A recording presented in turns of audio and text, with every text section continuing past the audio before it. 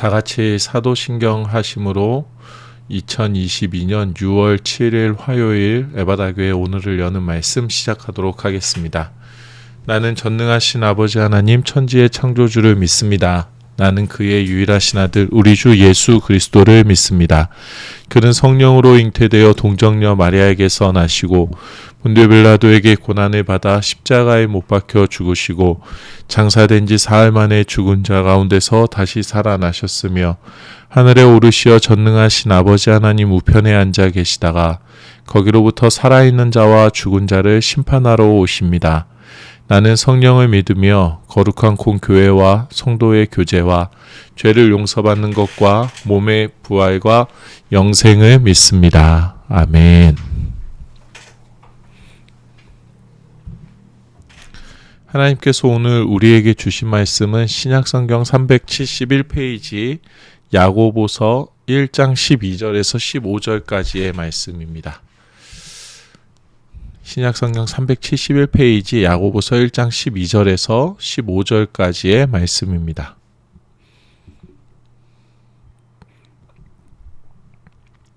야고보서 1장 12절에서 15절까지의 말씀 우리 함께 읽겠습니다. 시험을 참는 자는 복이 있나니 이는 시련을 견디어낸 자가 주께서 자기를 사랑하는 자들에게 약속하신 생명의 면류관을 얻을 것이기 때문이라. 사람이 시험을 받을 때에 내가 하나님께 시험을 받는다 하지 말지니 하나님은 악에게 시험을 받지도 아니하시고 친히 아무도 시험하지 아니하시느니라. 오직 각 사람이 시험을 받는 것은 자기 욕심에 끌려 미혹됨이니 욕심이 잉태한 즉 죄를 낳고 죄가 장성한 즉 사망을 낳느니라. 아멘. 우리는 살아가면서 많은 일들을 겪게 됩니다. 언제나 행복하고 평안하기만 하면 좋겠지만 뜻하지 않은 어려움을 당할 때도 있고 내가 특별히 잘못하지도 않았는데 스스로 헤어나올 수 없는 고난의 순간을 경험하게 될 때도 있습니다. 인생은 다 그런 것이지 좋을 때가 있으면 나쁠 때도 있는 것이지 하면서 편안하게 흘려버리기에는 풀리지 않는 한 가지가 있습니다. 믿음의 사람으로서 하나님과 늘 동행하며 하나님의 인도하심과 보호하심 가운데 살아가고자 하는 우리의 신앙으로는 잘 해결되어지지 않는 부분입니다. 하나님의 함께하심을 믿고 바라고 고백하지만 왜 어려움이, 왜 고난의 순간이 우리의 삶에 닥치는가에 대해서 우리는 참 이해하기가 어렵습니다. 성경에 보면 고난을 당하는 사람들의 많은 이야기가 기록되어져 있습니다. 그런데 왜 하나님의 사람에게 고난이 닥치는가라는 이 질문에 대해서 정확하게 꼬집어서 말할 수 있는 한 가지는 보이지 않는 것 같습니다. 왜 고난이 오는 것인가? 라는 질문에 대해서 정확하게 이것이다 라고 말할 수 있는 것은 없지만 고난 이유는 모두가 다 한 가지 방향만을 가리킵니다. 어떠한 고난의 순간이건 하나님의 계획이 그 가운데 녹아져 있다라는 것입니다. 왜 고난이 왔는지, 어떠한 고난 가운데 머물러 있는지, 그 고난이 가리키는 것은 무엇인지 그 상황은 참 복잡하지만 결론적으로는 하나님의 계획이 믿음의 사람들이 겪는 모든 고난 가운데 녹아져 있고 마침내 하나님께서 믿음의 사람들의 삶에 이루어내시는 하나님의 나라의 축복이 있다는 것은 우리가 분명히 성경을 통하여서 알 수가 있습니다. 오늘 본문의 말씀도 우리에게 이것을 말씀하고 계십니다. 12절의 말씀입니다. 시험을 참는 자는 복이 있나니 이는 시련을 견디어낸 자가 주께서 자기를 사랑하는 자들에게 약속하신 생명의 면류관을 얻을 것이기 때문이라. 시험을 당하는 것, 고난 가운데 놓인 것이 복이다 라고 말합니다. 시험이 곧 축복이다 라고 가르치고 있습니다. 그리고 그 시험을 견디어내면 예수님께서 약속하신 생명의 면류관을 허락하실 것이다 라는 것을 알려주고 있습니다. 그런데 여기에 참 중요한 것이 한 가지 있습니다. 이는 시련을 견디어낸 자가 주께서 자기를 사랑하는 자들에게 약속하신 생명의 면류관을 얻을 것이기 때문이라. 시험을 견디는 목표가 내가 면류관을 얻기 위한 것이 위함이다 라는 공식이, 시험을 견디는 목표가 내가 면류관을 얻기 위함이다 라는 공식이 성립되어질 수가 없는 것을 지금 성경이 말씀하고 있습니다. 시험을 참는 자는 복이 있다 라는 그 이유가 뭐냐 하면, 시련을 견디어낸 자가 주께서 자기를 사랑하는 자들에게 약속하신 생명의 면류관을 얻을 것이기 때문이다 라고 말하고 있습니다. 말씀을 잘 보아야 합니다. 우리가 시험을 참는 것이 복이 될 수 있는 이유는, 우리가 이 시험을 견디어내면 우리 예수님께서 자기를 사랑하는 자, 다시 말하면 내가 주님을 사랑하면 나같이 주님을 사랑하는 자들에게서 약속하신 생명의 면류관을 주님께서 얻을 것이기 때문이다 라는 것을 성경이 말씀하고 있습니다. 오롯이 내가 시험을 견디어내서 내가 면류관을 받는 것이 아니라, 시험 가운데 우리가 바라고 붙들어야 하는 것은 하나님 한 분만을 사랑하는 것이다. 내가 하나님을 더 사랑하고 내가 하나님을 더 붙들게 될 때에 예수님께서 우리에게 허락하시고 약속하신 생명의 면류관을 예수님께서 우리 안에서 얻으실 것이다 라는 것을 말씀해 주고 있습니다.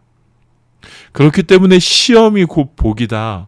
시련을 견디어내는 것, 그리스도를 사랑하면서 시련을 견디어내는 것이 축복이고 복이다 라는 것을 말씀해 주고 있습니다. 13절입니다.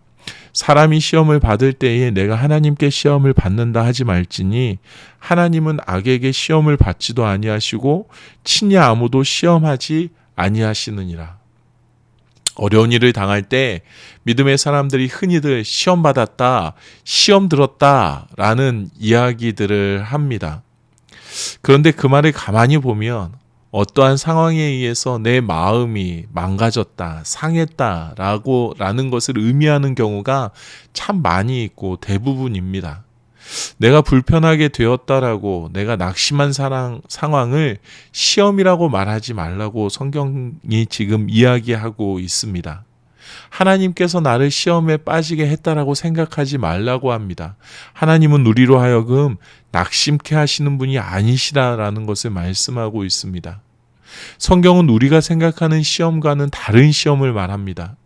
우리가 말하는 시험은 나에게 초점이 맞추어져서 나의 상태가 좋지 않은 것으로 변하는 것을 시험으로 생각합니다. 하지만 성경이 말씀하시는 시험은 하나님을 더 사랑하게 되는 축복이라는 것을 우리에게 오늘 성경이 말씀해 주고 있습니다. 14절과 15절입니다. 오직 각 사람이 시험을 받는 것은 자기 욕심에 끌려 미혹됨이니, 욕심이 잉태한 즉 죄를 낳고 죄가 장성한 즉 사망을 낳느니라. 하나님께서는 우리를 낙심케 하는 것은 우리를 망하게 하는 하나님께서는 우리를 낙심케 하고 우리를 망하게 하는 시험을 주시는 분이 아니시다라는 것을 지금 말씀해 주고 계십니다. 우리가 알아야 하는 것이 있습니다. 하나님은 절대로 우리를 망하게 하시지 않습니다. 하나님은 절대로 우리를 넘어지게 하시는 분이 아니시다라는 겁니다. 내 마음이 넘어진 것 같고 내 마음이 상하고 낙심이 되는 이유는, 내가 시험에 들었다라고 생각되어지는 그 이유는 내가 스스로 나의 욕심에 이끌려서 들게 되는 시험이다라는 것을 성경이 말씀하고 있습니다. 나 자신을 위해서, 나의 즐거움을 위해서, 나의 만족을 위해서 이끌려가다가 스스로 시험에 들게 되는 것이고, 그것을 두고 방치해 두면 결국에는 사망에 이르게 된다라는 것을 우리에게 경고하고 있습니다. 우리에게 분별력이 있어야 하는 겁니다. 이것이 하나님을 더 사랑하게 하시는 하나님께서 허락하시는 축복의 시험, 축복의 과정인지, 아니면 이것이 나의 만족과 나의 욕심만 생각하다가 비롯된 나를 사망에 빠뜨리게 하는 내가 파놓은 시험인지에 대해서 분별할 수 있어야 한다라는 겁니다.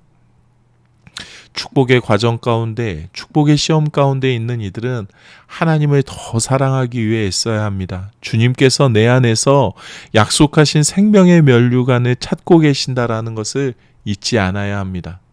나의 잘못과 나의 욕심으로 인해 시험에 빠진 이들은 나의 어두움을 하나님 앞에서 바라보고, 그럼에도 나를 사랑하고 나를 구원하시는 하나님의 은혜를 다시금 사모할 수 있어야 합니다.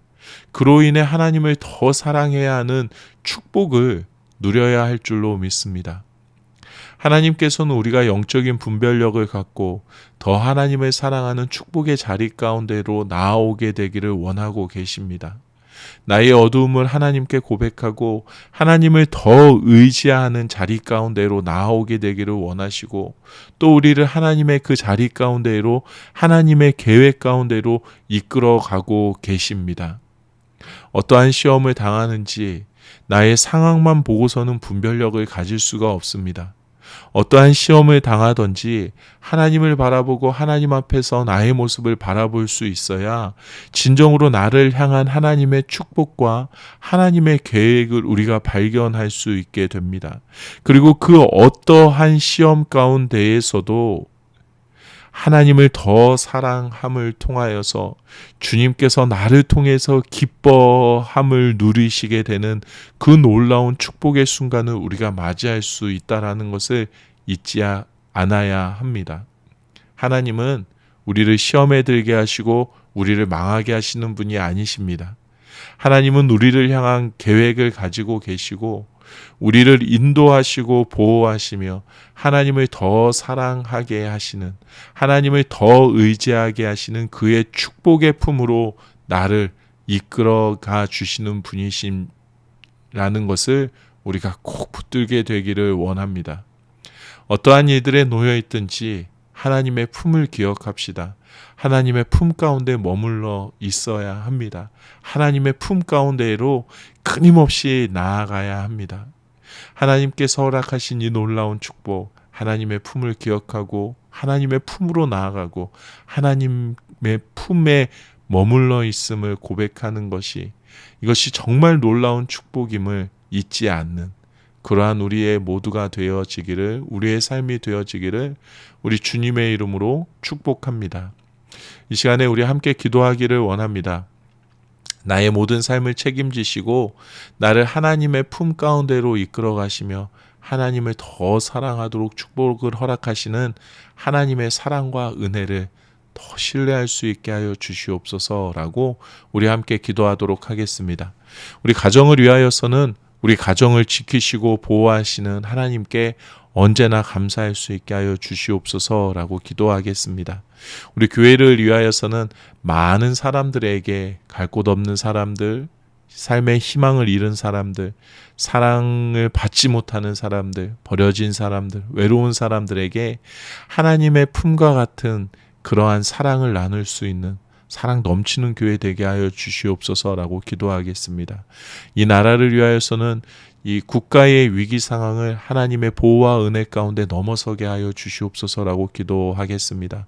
여러 가지로 지금 위험한 상황, 위기 상황이라고 이야기합니다. 경제가, 정치가, 교육이, 또 국방이, 외교가 모두가 다 위기 가운데 놓여 있다라고 이야기합니다. 하나님의 보호와 인도하심이 이 나라 가운데 임하시길 위하여서 우리 함께 기도하겠습니다. 또 온 세상을 위하여서는, 이 세계를 위하여서는 인간의 욕심으로 망가진 자연을 아름답게 다스릴 수 있는 지혜를 주님 허락하여 주시옵소서. 그래서 이 땅을 더 아름답게 가꾸어 갈 수 있게 하여 주시옵소서라고 기도하겠습니다. 오늘 공동체 기도는 우리 이준하 집사님을 위해서 함께 기도하도록 하겠습니다. 게으르고 나태한 악습을 버리고 새해부터는 성령의 인도함을 받아 요구하시는 모습으로 변화될 수 있기를, 우리 내 식구 믿음 안에서 견고해질 수 있기를, 코로나로 인해 소홀해진 기도와 예배를 챙기고 전화로라도 교제가 이루어져 서로 돌아볼 수 있는 교회 되어지기를, 하나님 뜻에 합당한 나라를 진정으로 위하는 진실한 지도자가 선출되고 하나님께서 세워가 주시기를 위해서 라는 기도 제목을 가지고 계십니다. 우리 이준하 집사님의 기도 제목을 위해서 함께 기도하시고 또 우리 이준하 집사님 건강을 위하여서도 함께 기도해 주시면 좋겠습니다. 하나님의 선하신 치유의 손길이 우리 집사님의 육신을 어루만져 주시고 좋게 건강을 회복하실 수 있도록 우리 이준하 집사님 생각하면서 함께 기도하도록 하겠습니다. 각자의 자리에서 기도하시고 주기도문으로 이 시간을 마치도록 하겠습니다. 함께 기도하시겠습니다.